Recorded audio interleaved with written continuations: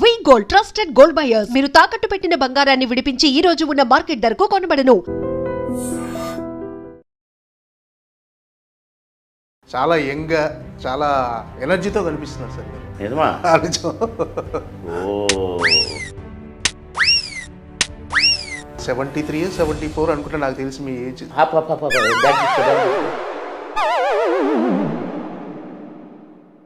సరే చాలా ఎనర్జీగా ఉన్నారు సార్.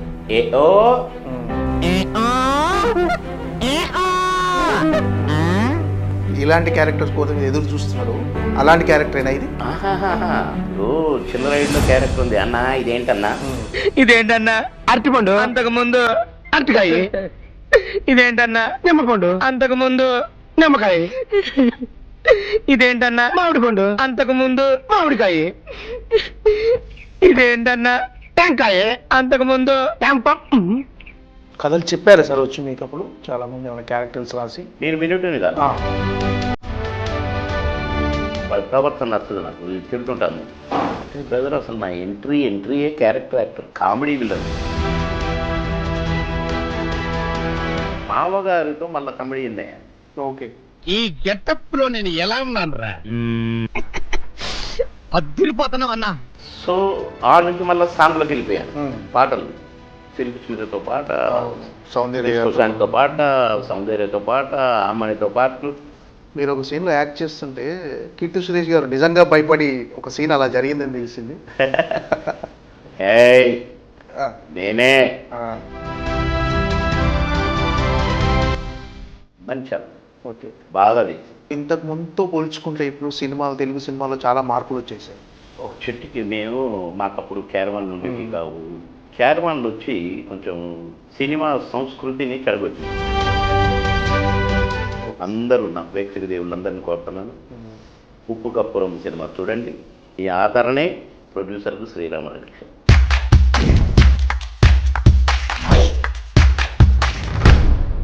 సార్ నమస్తే సార్. నమస్తే బ్రదర్, ఎలా ఉన్నారు సార్? బాగున్నానే అనుకుంటున్నా. ఓకే, లేదు చాలా యంగ్గా చాలా ఎనర్జీతో కనిపిస్తున్నారు సార్ మీరు. నిజమా?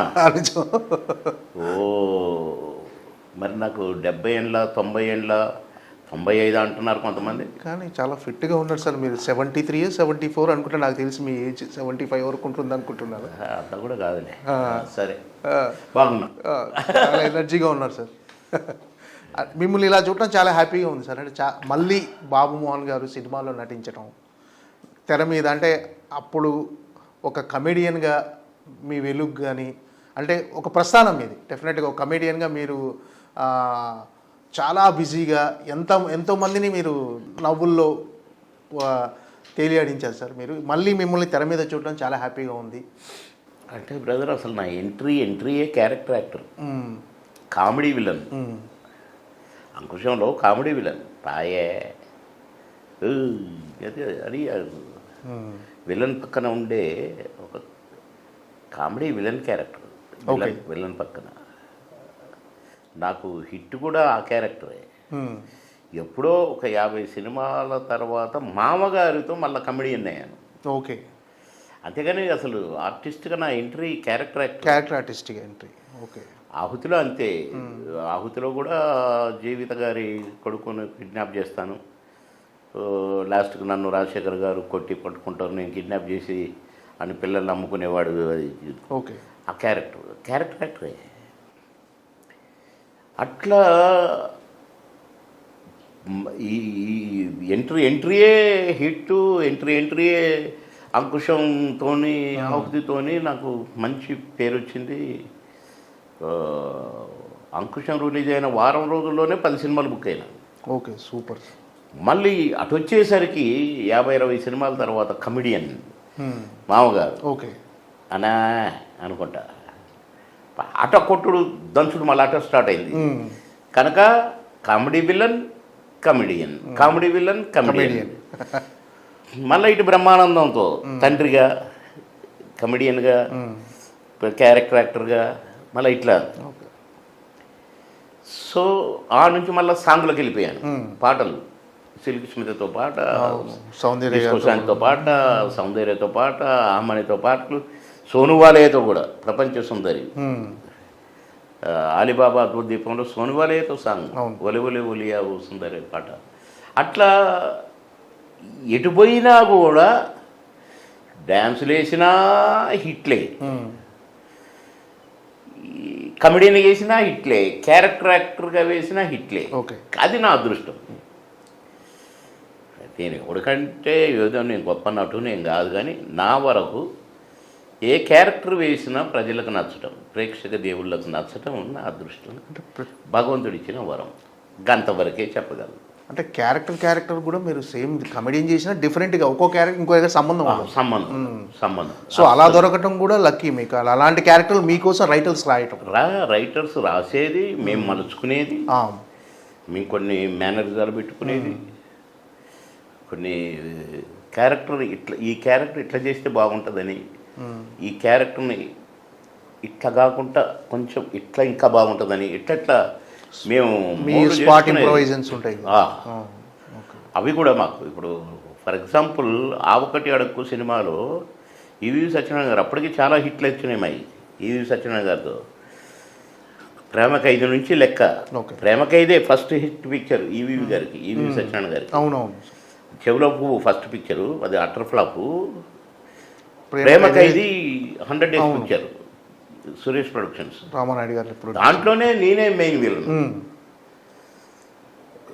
మెయిన్ విలన్ నేనే. అవునవును. నాకు అసిస్టెంట్ త్యాగరాజు, పెద్ద విలన్ ఆయన.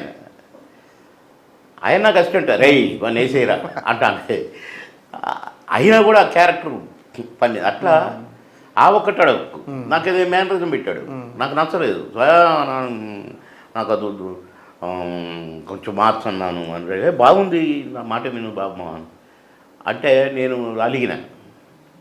నాకు మధ్యాహ్నం షూటింగ్ ఆ రోజు, ఎట్లా ఈ క్యారెక్టర్ అని అన్న కారు కావాలన్నా, నేను అటు తిరిగి వస్తున్నా, మనసు బాగలేదు అని పోయిన కారు వేసుకొని, ఎట్లా ఇది ఈ ఊత పద్ధతి బాగలేదే, ఇది బూత్ మాట వస్తుంది అనుకుంటూ తిరుగుతుంటే ఒక బోర్డు కనపడదు నాకు. ఆ బీచ్లో తిరుగుతున్నాను, ఒక చైనీస్ రెస్టారెంట్ దగ్గర బోర్డు ఉంది. ఓకే.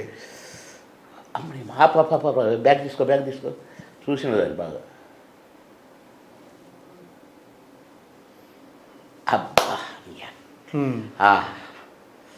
ఓకే, అబ్బా బాగుంది, పని హోటల్ పని ఈవీ గారి దగ్గర బాని పోయి అన్న నాకు దొరికింది. ఏం దొరికింది? మంచి ఓద పదం దొరికిందన్నా, మీకు నచ్చుద్దన్నా అంటే ఏదో చెప్పాను. చెప్పిన అదే ఏదో చాలా బాగుంది పాపం అని కౌలిచ్చుకున్నాడు. నీకు ఎట్లా అంటే ఇట్లా ఒక బోర్డు చదివినా ఈ చివర 2 అక్షరాలు కలిపితే సరిపోతుంది, బాగుంటుంది నువ్వు పెట్టిన దానికి అనుకున్నా. ఓకే. అందుకని అది తీసేసి అది భూత పదంలాగా ఉంది కంప్లీట్, అందుకని ఇది కలిపితే భలే ఉందన్న. అదే పుహార్. ఓకే. పుహార్ పెట్టిన దానికి ఏదో బద్దలైంది, అది ఏదో పెట్టినట్లేదు అది ఫస్ట్.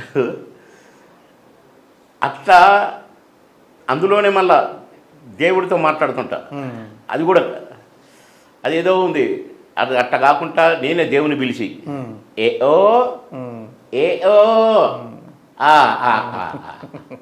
వాకే అది అట్లా కొన్ని క్రియేట్ చేసుకునేది మేము. డైరెక్టర్లు కూడా ఒప్పుకునేది.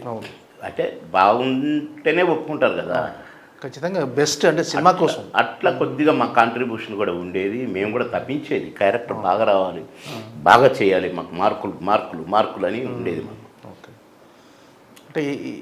అంటే కెరీర్ ఒక పీక్ స్టేజ్లో ఉన్నప్పుడే మళ్ళీ సినిమాల్లో ఎందుకు తగ్గించారు సార్? సినిమాల్లో ఎందుకు గ్యాప్ ఇష్టం కాదు కదా, గ్యాప్ నాకు ఎక్కడ రాలేదు. మినిస్టర్ అయ్యాను, రాజకీయాల్లోకి వెళ్ళటం వల్ల. రాజకీయాల్లో కంటే నేను సినిమా యాక్టర్గా కూడా ప్రచారాలకు పోయేది. ఎన్టీ రామారావు గారు నన్ను ప్రచారాలు పంపేది, కానీ పోటీ చేయాల్సి వచ్చేది. నేను చేయనన్నాను, కానీ తప్పలేదు నాకు. చాలా బాధతో ఒప్పుకున్నాను. సరే అయినా కూడా ఎమ్మెల్యే ఉన్నా కూడా సినిమాలు చేసుకోవచ్చు కనుక నా సినిమాలు నేను చేసుకుంటూనే, కానీ కొన్ని సందర్భాల్లో ఒక డెసిషన్ తీసుకోవాల్సి వచ్చింది. ప్రజలను చూసి కొందరు ఏదో చేస్తాడు, మాకు ఏదో జరుగుద్ది, మా జీవితంలో ఏదో వండర్ జరుగుద్ది, ఈ అయ్య మాకు అన్నం పెడతాడు, ఈ అయ్య మాకు నీడనిస్తాడు. ఇట్లా కళలు కంటుంటారండి పాపం గ్రామీణ ప్రాంతంలో పేదరికం. అవును. ఇట్టటి వాళ్ళ కోసమే నాన్న ఎన్టీ రామారావు గారు పార్టీ పెట్టింది, ఇట్టటి వాళ్ళ కోసమే రాజకీయంలోకి వచ్చింది. మనం కూడా పని చేయాలి. నా సినిమాలంటే కాదు, నేను ఉద్యోగిగానే ఉండేవాడిని నెల జీతానికి, కానీ ఇంతటి లైఫ్ ఇచ్చిండు దేవుడు, ఇట్టాటి వాళ్ళకు సేవ చేయాలి అనేది చిన్న మైండ్లో పడి కొంచెం ఇంట్రెస్ట్ పెట్టాను. ఈ లోపల మినిస్టర్ అయ్యాను. కార్మిక శాఖ చేయకూడదు, కార్మిక కాదు, కార్మిక మరియు కర్మగా, లేబర్ అండ్ ఫ్యాక్టరీ. క్యాబినెట్ మినిస్టర్ని చేయడం కోసం అసలైతే లేబర్ అండ్ ఎంప్లాయ్మెంటే ఉంటుంది ఒక పోర్ట్ఫోలియో. సార్ ఫ్యాక్టరీస్ వేరే ఉంటుంది, ఇండస్ట్రీస్ మినిస్టర్ అని ఉండేది. కానీ రెండు కలిపి లేబర్ అండ్ ఫ్యాక్టరీస్ అని పెట్టి నాకు క్యాబినెట్ మినిస్టర్ ఇచ్చారు. అప్పుడు చేయకూడదు ఈ సినిమాలు. అక్కడికి అడిగిన వద్దు, నాకు కామెడీ మంత్రి వద్దు, ఇప్పటికే కామెడీ చేసుకుంటాడికి ఇంత పెద్ద పోస్ట్ ఇచ్చినావు నువ్వు, నీతో equal post, cabinet rank, CM అంటే క్యాబినెటే కదా, అవును, కనుక నువ్వు చేయొద్దు అన్నాడు. కొంచెం సరే అనుకోని అప్పుడు గ్యాప్ వచ్చింది.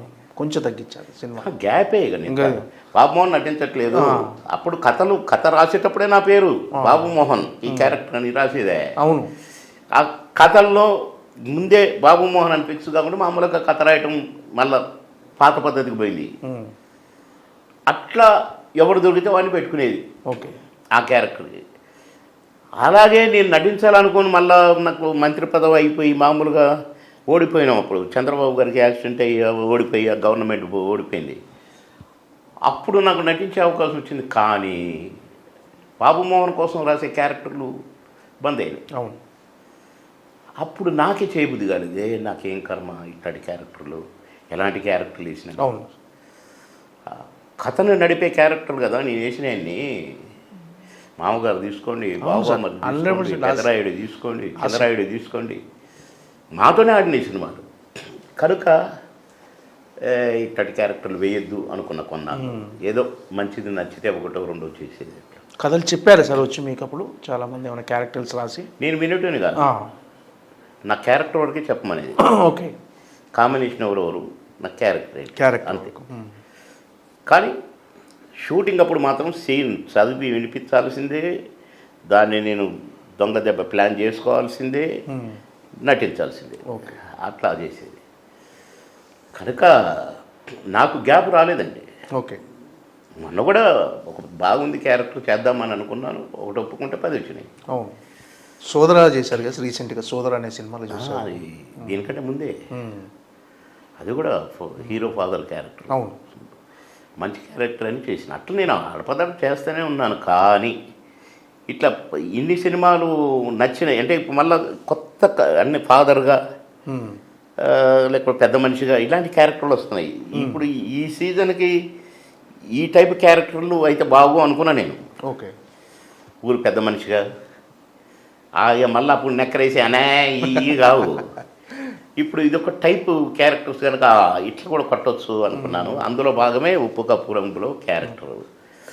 అందులో నాకు డైరెక్టర్ గారు అని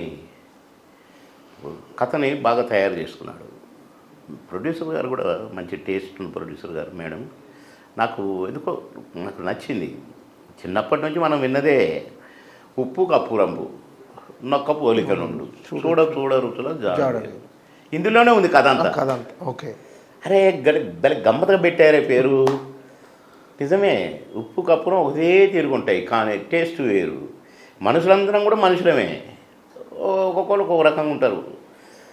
2 చేతులు, 2 కాళ్ళు, 2 కళ్ళు, ఒక్కటే ముక్కు, ఒకటే నోరు, ఒకటే నాలుగు, ఇట్లా కొన్ని మనిషే. కానీ ఒక్కొక్క క్యారెక్టర్ ఒక్కొక్క మనస్తత్వం రకరకాలుగా ఉంటాయి. ఒక ఊరు ఉంటే ఆ ఊరిలో కూడా రకరకాల మనస్తత్వాలు, రకరకాల అవసరాలు, రకరకాల కోరికలు, ఇట్లా వీటన్నిటిని కలిపి ఉగాది పచ్చడిని చేసినట్టుగా ఈ సినిమాని చేశారు ఉప్పు కప్పు రంగు. ఓకే. కనుక మంచి మెసేజ్, మంచి కామెడీ, అన్నీ కలగలుపుతో ఆ కథ అల్లుకున్నారు అని నేను సంతోషపడ్డా టైటిల్ విని. అందులో నాకు గ్రామ పెద్దగా నన్ను కాబట్టి నాది కూడా ఒక డిఫరెంట్ క్యారెక్టర్. ఆ ఊరు పెద్ద అంటే అర్థం ఏంటండి, ఆ ఊరిలో ధనవంతుడు. అవును. నా నా వేషమే చెప్పుద్ది అది. బంగారు ఉంగరాలు గింగరాలు ఇదంతా మీసం గీసం ఎవడ. కానీ అందులోనే చిన్న మళ్ళా టచ్, కామెడీ టచ్, చిన్న పోరగాడు మైండ్ మెంటాలిటీ టైపు. అట్లా నాకు ఇప్పుడు ఇన్ని క్యారెక్టర్స్ అన్నీ వేరు, మళ్ళీ ఈ క్యారెక్టర్ వేరైపోయింది. సపరేట్గా మీరు ఎదురు చూస్తున్న క్యారెక్టర్ ఏంటి సార్? అంటే మీరు ఇలాంటి క్యారెక్టర్స్ కోసం మీరు ఎదురు చూస్తున్నారు, అలాంటి క్యారెక్టర్ అయినా ఇది? ఆహాహా. ఇప్పుడు చిన్న రైడ్లో క్యారెక్టర్ ఉంది అన్న, ఇదేంటన్నా. మామగారుల క్యారెక్టర్ ఉంది, బాబు ఇప్పుడు అవి కావు. ఇది సోలో ఒక పెద్ద మనిషిగా, తండ్రిగా. ఇప్పుడు ఒక సినిమాలో తండ్రిగా వేశాను మొన్ననే. సోదర సినిమాలు వేశారు. సోదరు కాదు, సోదరు తండ్రిగా. అది ఇద్దరు కొడుకులు, ఒక కొడుకు అంటే ఇష్టం, ఒక కొడుకు అంటే ఇది. అది ఈ మొన్నప్పుడు చేశాను. ఓకే. కొడుకు కానీ వాడి ప్రవర్తన నచ్చదు నాకు, తిడుతుంటాను నేను. ఒక దశలో వాడిని అర్థం చేసుకుంటాను.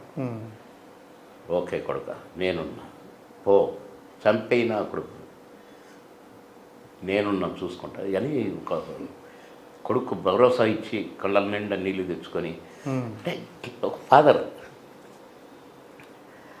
అట్లాంటి క్యారెక్టర్ వేశాను. ఇంకొక సినిమాలో ఒకటి వేసాను, ఫాదర్ అంటే అమ్మాయికి ఫాదరు, అబ్బాయికి ఫాదరు, లేకుంటే ఇంటికి పెద్ద మనిషి, ఈ టైప్ క్యారెక్టర్లు ఈ ఏజ్ ఆఫ్టర్ 50 పడాలి అనుకున్నా నేను. ఇప్పుడు అయ్యే వస్తున్నాయన్నీ. అందులో ఉప్పు కప్పురం ఈ సినిమాలో క్యారెక్టర్ ఊరు పెద్ద మనిషి. ఊరు పెద్ద మనిషి అంటే పాత రోజుల్లో అయితే గుమ్మడి గారు లేక ఎస్వి రంగారావు గారు కదా. అవును. మరి అంత బరువైన క్యారెక్టరు ఒక టిపికల్గా నాగభూషణం గారు, ఇట్లా రకరకాల క్యారెక్టర్స్ వేసిన మహానటులు ఉన్నారు అప్పట్లో. కానీ అదే టైపులో ఒక ఊరు పెద్దగా మంచి హుందాగా మళ్ళీ అలాంటి క్యారెక్టర్ నాకు పడింది అని సంతోషపడ్డాను. సూపర్. కనుక డెఫినెట్గా ప్రేక్షక దేవుళ్ళు సంతోషిస్తారు. వల్ల బాబు మోహన్ చూసావురా, హ్యాపీగా ఫీల్, కాసేపు నవ్వుకున్నావురా అని కూడా అనుకుంటారు. ఓకే. ఈ కథాంశం విషయంలోకి వచ్చేస్తే కొంచెం డిఫరెంట్ కథాంశం సార్. ఏదో అంటే శ్మశానంలో జాగ కోసం. ఏమండి ఈ మంచి ప్రశ్న వేశారు సార్. ఈ సమస్య, ఈ ఊరిలో ఉన్న సమస్య శ్మశాన వాటిక స్థలం లేదు, ఇప్పటికీ ఉందండి చాలా గ్రామాల్లో. అవును సార్. మొన్న ఆ మధ్య శ్మశాన వాటిక కోసం ఊరంతా పెద్ద గగ్గోలు పెట్టి అసలు చాలా.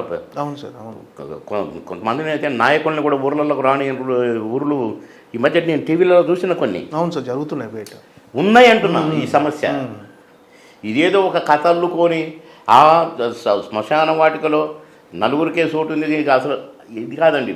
అసలు శ్మశాన వాటికలే లేని గ్రామాలు ఉన్నాయి.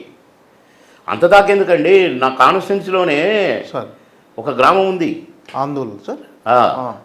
అందోల్లో రేగోడు మండల్ అనే మండల్లో సార్ దరఖాస్తుపల్లి ఊరి పేరే. దరఖాస్తుపల్లి అది కొత్త ఊరు. ఎట్లా ఊరు అంటే ఈ సింగూరు ప్రాజెక్టు ఉంది కదా. అవును సార్. సింగూరు ప్రాజెక్టు చుట్టూ నా కాన్స్టిట్యున్సీ. ఓకే. ఎంత పెద్ద ప్రాజెక్ట్ అది సింగూరు ప్రాజెక్టు. అంత పెద్ద ప్రాజెక్టు చుట్టూ ఊర్లన్నీ అందరూ కాన్స్టిట్యున్సీయే. అంటే ఈ ప్రాజెక్టులో మునిగిన ఊర్లు, మునిగిన భూములు, ఆ భూములకు సంబంధించిన ప్రజలు దీని చుట్టే ఉంటారు. వీళ్ళకి తాగునీరు ఉండదు, పెద్ద కట్ట, ఎక్కలేరు, దిగలేరు, నీళ్లు ముంచుకొని తెచ్చుకోలేరు, దారి ఉండదు. కొత్తగా అన్ని గుడిసెలు వేసుకొని ఆ గుడిసెలు పోయి ఇల్లు కట్టుకొని ఉన్న బాపతుల ఊర్లు. నేను ఆ ఊరు పోయినా. ఈ ఊరు పేరేంటి? దరఖాస్తు అంటే ఆ ఊరు కడవారు చెప్పాడు. ఏం లేదు సార్, ఇళ్ళకు తాగునీరు ఉండదు, రోడ్లు లేవు, 3 కిలోమీటర్లు వస్తేనే ఊరుకు బస్సు, ఎవరైనా చచ్చిపోతే కాబట్టి అన్నాన్ని పెట్టుకోవడానికి శ్మశాన వాటికి లేదు, ఇందులోనే పెడతాం, మా ఇళ్ళ పక్కనే పెడతాం. మోకాళ్ళతో బురద ఎప్పుడు ఉంటుంది, ఎందుకంటే కట్ట కింద ఊరు కదా, ఆ ఊరు తేమతో ఊరంతా బురదే ఉంటుంది అని అంటే నేను దిగి చూశానండి. ఇంతలోకి బురద. అమ్మా, ఈ ఊరును బాగు చేయాలనుకున్నా. అట్లా చాలా గ్రామాలు, కొత్త గ్రామాలనే కట్టినా నా కాన్స్టిట్యున్సీలో. Super sir. ఇందాక కూడా ఏడుచుకుంటే ఒక ఊరు ఫోన్ చేశారు. అయితే ఆ ఊరుకు మంచినీళ్ళు తెచ్చిన. నీళ్ళు లేవు కదా, నీళ్ళు, అవును, నీళ్ళు తెచ్చుకునే ప్లాన్ చేసిన. లిఫ్ట్ పెట్టి బ్యాక్ వాటర్ నుంచి లిఫ్ట్ ద్వారా ఆ ఊరుకు నీళ్ళు ఇచ్చిన. ఇవ్వటమే కాదు, కొత్త రోడ్డు వేసిన, ఊరిలోకి వేసిన రోడ్డు, బురదలోంచి ఊరిని 2 భాగాలు చేసిన. ఊరు చివరి దాకా పోద్ది బస్సు, 2 చోట్ల ఆగాలి, చివరికి పోయి ఆగాలి, మళ్ళీ మధ్య ఆగాలి, పోవాలి. నేనే ఆ బస్సులు ఎక్కిపోయినా ఊరు, కొత్తగా రోడ్డు వేసి బస్సు తీసుకొని. చాలా డెవలప్ చేశారు అయితే దాన్ని. ఆ దరఖాస్తుపల్లిని ఇప్పుడు ఒక బ్రహ్మాండమైన అభివృద్ధి చెందిన గ్రామం చేసిన. సింగూరు అని ఉంది, సింగూరు ప్రాజెక్టు, సింగూరు మునిగిపోయిన ఊరుంది, ఊరే కట్టిన. ఊరే కట్టిన 2000 ఇండ్లు. అందులో ఈ నేనే అన్ని ఇండ్లు నేనే కట్టించిన. ఒక 1000 ప్లాటింగ్ చేసి గవర్నమెంట్ స్థలం తీసుకొని ఫారెస్ట్ డిపార్ట్మెంట్ నుంచి అసెంబ్లీలో చెప్పి మొత్తం తీసుకున్న, ఒక 10 ఎకరాలు తీసుకొని మొత్తం ప్లాటింగ్ చేసి పారేసి. ఇది కాక హౌసింగ్ ఇండ్లు కూడా కట్టించిన, ఒక 500-600 ఇండ్లు సపరేట్గా, అపార్ట్మెంట్లు. ఆ ఊరిని సింగూరు కూడా ఊరు కట్టిన. అట్లనే కాదిరాబాద్ అనే ఊరు కట్టిన. చాలా ఊర్లు కట్టిన. అట్లా శ్మశాన వాటిక లేని గ్రామాలు ఇప్పటికీ ఉన్నాయి సార్. మొన్న అక్కడ అదే మంచిర్యాలలో ఎక్కడున్నాం, శ్మశాన వాటిక లేదు మా ఊరికి, ఎవడొస్తుందో చూస్తామని ఊరంతా బయకట్ చేసి కూర్చున్నారు. మా టీవీలో చూసిన. కనుక ఈ సినిమాలో ఉన్న పాయింట్ శ్మశాన వాటికలో 4గురికే ఉంది, స్థలం లేదు అనేది పెద్ద కొత్తది కాదు. ఇప్పటికీ ఉంది కొన్ని ఊర్లలో ఈ సమస్య. కానీ ఇక్కడ గమ్మత్తు సబ్జెక్ట్ ఏంటంటే 4గురికే ఉంది కనుక ఈ 4గురిలో నాకే ఉండాలి, అసలు ఆ స్థలం మా తాతలు ఇచ్చింది శ్మశాన వాటికకి అని పెడతాను. ఓకే, ఇంకా నన్ను గమ్మత్తుగా కథ తిప్పి నాకు కాకుండా చేయాలని ప్లాన్ తోటి హీరోయిన్ అట్లా గమ్మత్తుగా తిప్పిన క్యారెక్టర్ని. అది కూడా కథ సినిమా కోసం కదా, నా కోసం కాదు, బాబుమోహన్ కోసం కాదు. మంచి పాయింట్ ఇది. ఊరంతా కలిసి వాళ్ళ ఊరికి ఆ సమస్య లేకుండా చేసుకుంటారు కనుక మంచి పాయింట్. కీర్తి సురేష్తో మీ క్యారెక్టరైజేషన్ ఎలా? అంటే కీర్తి సురేష్తో మీరు కలిసి అమ్మాయి సర్పంచ్, గ్రామ సర్పంచ్. ఆ అమ్మాయి ముత్తాతలు కూడా సర్పంచులకు పనిచేసిన వాళ్ళు, ఊరు పెద్దలకు పనిచేసిన వాళ్ళు. నేను కూడా ఒక వర్గం నుంచి, నేను కూడా ఒక ఊరు పెద్దని. కానీ ఆడపిల్ల సర్పంచ్గా ఆ ఊరుకు ఎన్నుకోబడటం, అక్కడగా కూడా నన్ను పోటీకి రాకుండా చేసి అది అట్లా గమ్మత్తు క్రియేషను. సరే, అమ్మాయి యాక్టింగ్ అమ్మాయిది, నా యాక్టింగ్ నాది.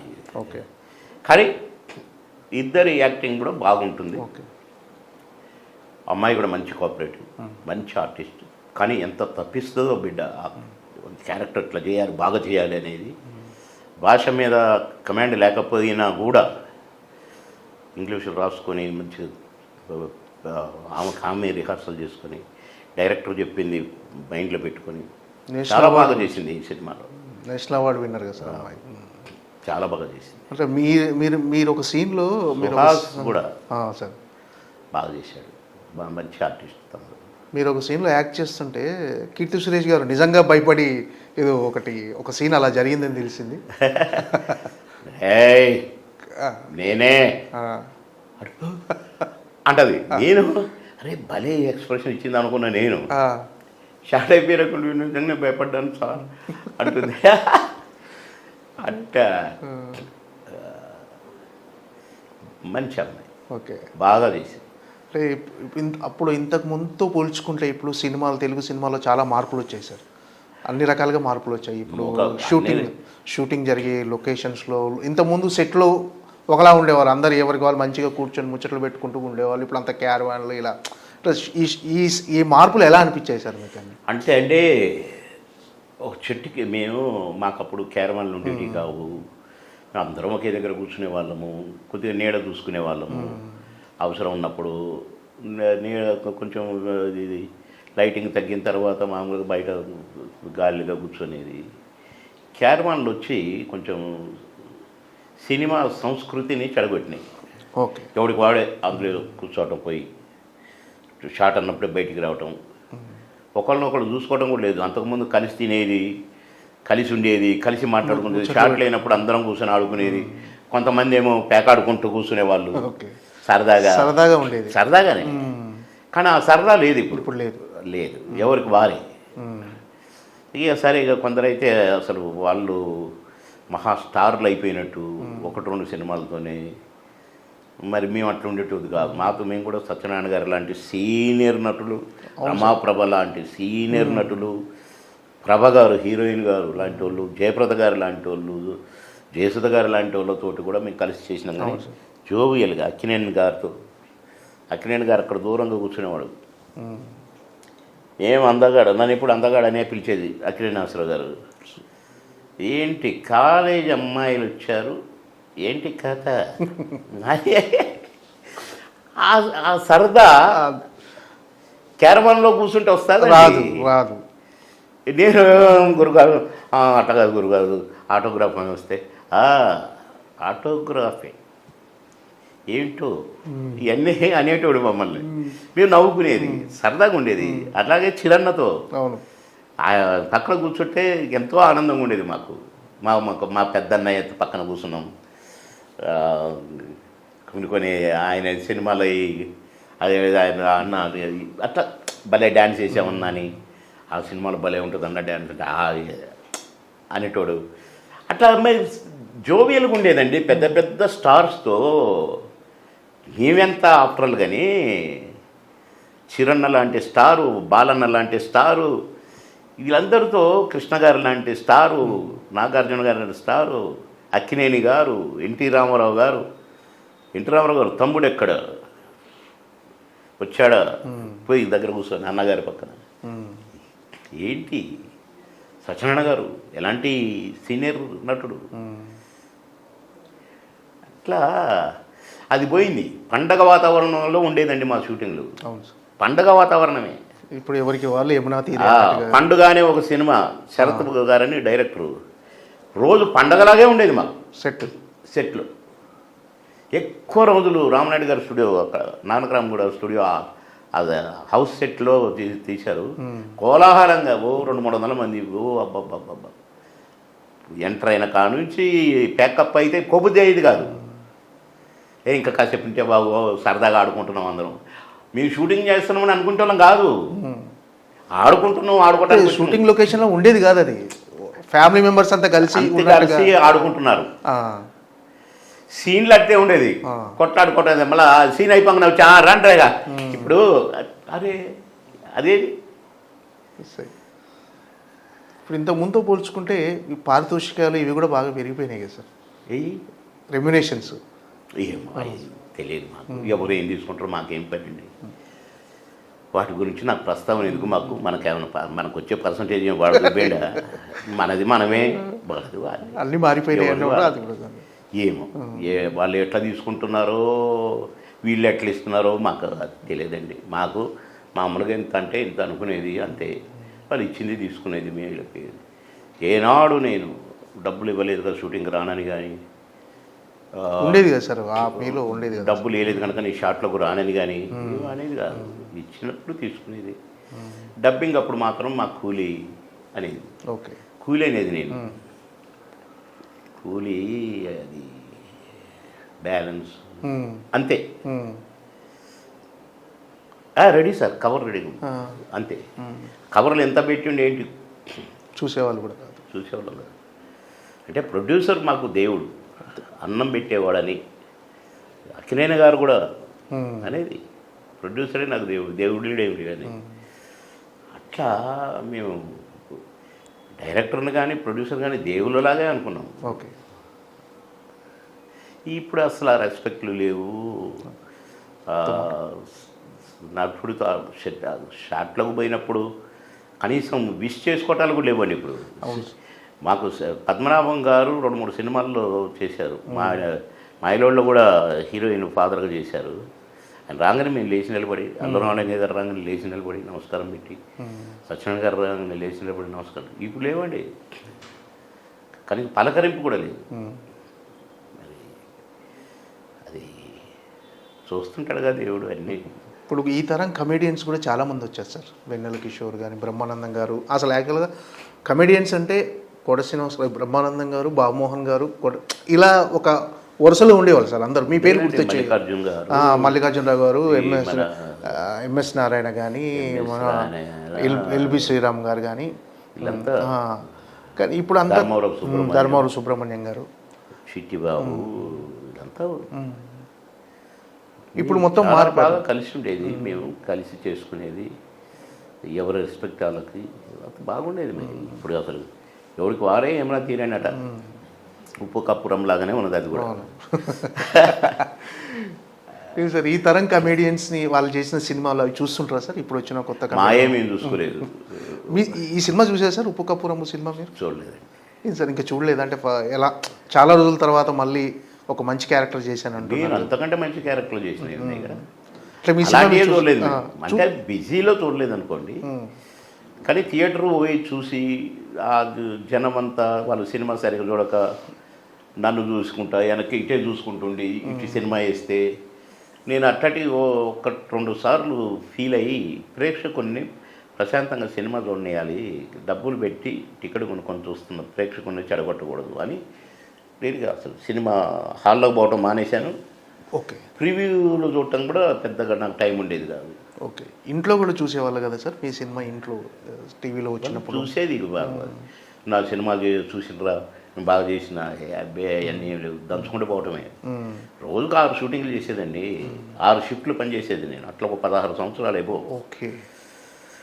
6 షిఫ్ట్లు 7 o'clock నుంచి స్టార్ట్ అయితే 6వ షిఫ్ట్ 4 to 6 తెల్లవారుజామున. 4 to 6 మార్నింగ్ 4 to 6 షిఫ్ట్. అవును, చిరంజీవి గారు కూడా 4 to 6 పనిచేశారు. 16 సినిమాలు సార్ ఒకేసారి? 16 సినిమాలు ఒకే షిఫ్ట్ అన్ని మామూలుగా? 6 సినిమాలండి సార్. పర్ డే 6 షిఫ్ట్లు పనిచేసేది నేను. 3 గంటలు 4 గంటలు 3 గంటలు 4 గంటలు అట్లా 6 షిఫ్ట్లు పనిచేసేవాడిని. ఓకే. ఇవి కాక లంచ్ బ్రేక్లు వేరే, మళ్ళీ 1 to 2 అదొక షిఫ్ట్. ఇప్పుడు అలా 3 1 to 2 ఇస్తే ఒక సినిమా అయిపోయేది. 5-6 సీన్లు కొట్టిపారేసేవాళ్ళం. ఆ చిన్న 5-6 సీన్లు 10 సీన్ల లోపు ఉన్నాయన్నీ లంచ్ బ్రేక్లో ఇచ్చేది వాళ్ళకి. అట్లా 6 షిఫ్ట్లు పనిచేసిన రౌండ్ ద క్లాక్. ఓకే. అట్లా చేసి మేము ఇంకా సినిమాకు పోయి షూటింగ్ టైం ఆడదండి. అట్లా పనిచేసేవాళ్ళం. మేము అలసిపోయేటోళ్ళం కాదు. దేవుడు మాకు అలసట ఇవ్వలేదు. గో హెడ్ దంచు అంటే దంచేది. దేవుడు అట్లా చేయించుండి పని మాకు. క్యారెక్టర్ ఆర్టిస్ట్గా కమెడియన్ కాకుండా మీరు అంటే ఒక బావలు సయ్య అనే పాట వినగానే ఖచ్చితంగా సిల్క్ స్మితగా ఎలా గుర్తొస్తారు? బాబుమోహన్ గారు గుర్తొస్తారు వెంటనే. నెక్స్ట్ చినుకు చినుకు సందడిలో పాట కానీ, సౌందర్య గారితో పాట చేయటం కానీ, ఇవి ఒక గ్రేట్ ఎక్స్పీరియన్స్. ఉంటే ఏమో కూరుంటే ఏమో పాట, పాటతోనే 100 రోజులు ఆడింది సినిమా.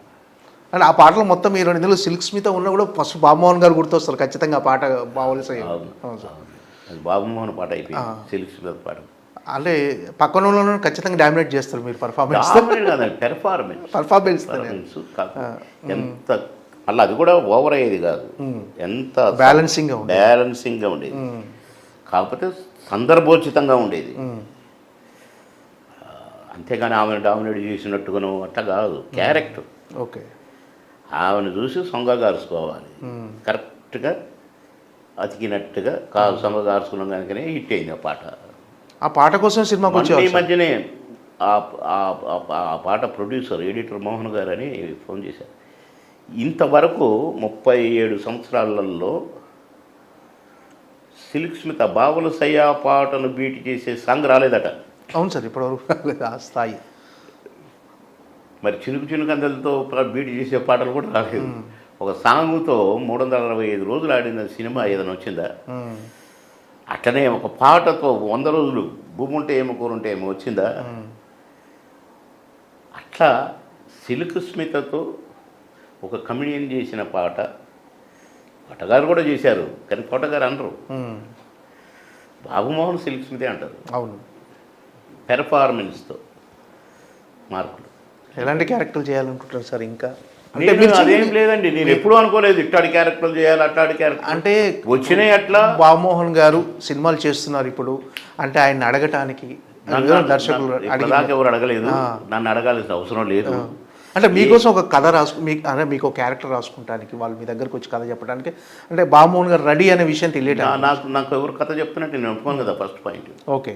ఎందుకంటే వాళ్ళ కథ నేను ఎందుకు, నాకేం పని, నేను డైరెక్షన్ చేసేటోని కాదు. నా క్యారెక్టర్ నాకు ముఖ్యము. నా క్యారెక్టర్ ఏంటి, కాంబినేషన్ ఎవరెవరు అంతే తప్ప కథ రచయిత ఎవరు, ఆ రచయిత అయితే చేయము, ఈ రచయిత అనేవి కాదు. క్యారెక్టర్ నచ్చితే పర్వాలేదు అనుకుంటేనే చాలు మాకు. ఎందుకంటే దాన్ని పర్వాలేదు అనుకునే దాన్ని పాస్ చేయటం మాకు వచ్చు. మా పెర్ఫార్మెన్స్తో డెఫినెట్గా ఇప్పుడు ఉప్పు కప్పు రంగులో క్యారెక్టర్ గురించి ఎట్లయితే చెప్పానో జస్ట్ లైక్ దట్ అంతే. కనుక ఇప్పుడు నేను నా వృత్తి పని చేసుకుంటున్నాను.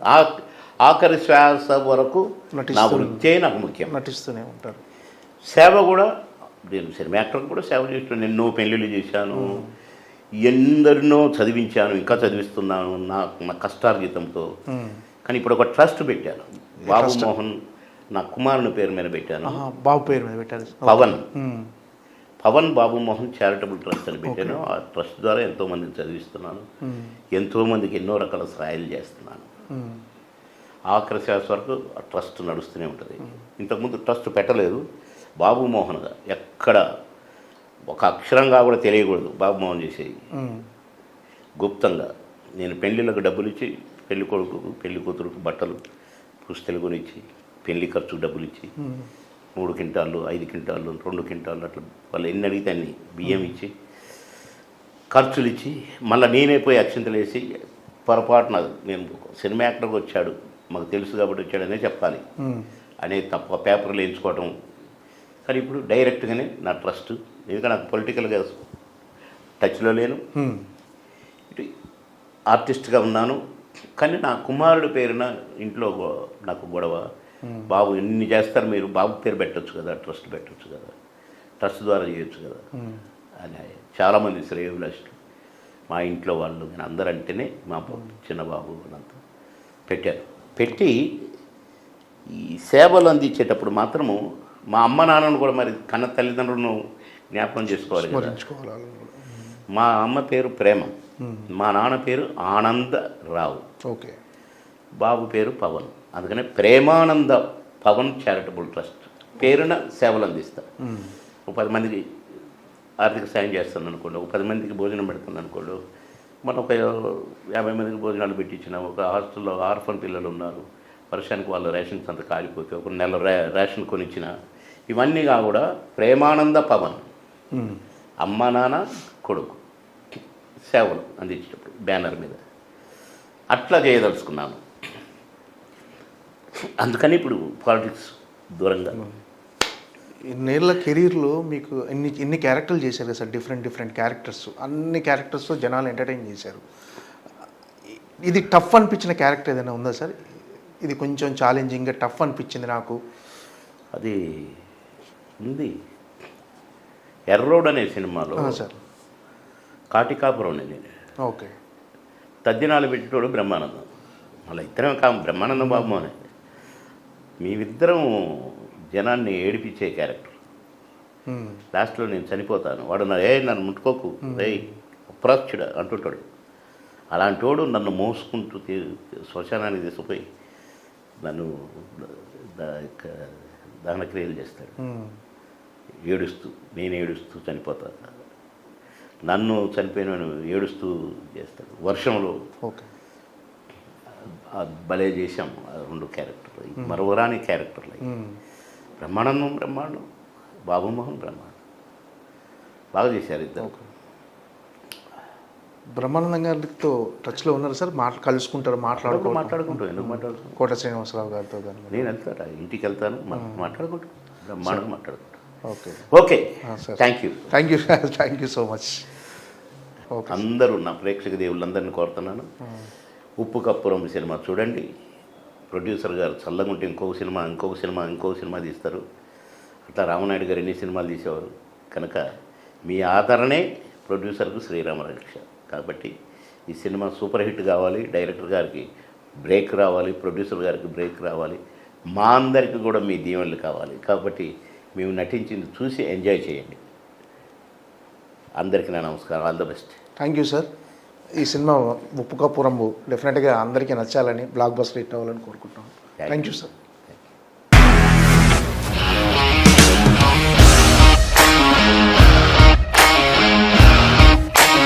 ఇండస్ట్రీలో కమిట్మెంట్ ఇష్యూస్ వస్తే నీకు కూడా వచ్చినట్టు మార్నింగ్ తీసుకెళ్ళాలంటే కొట్టి పడేస్తాడు.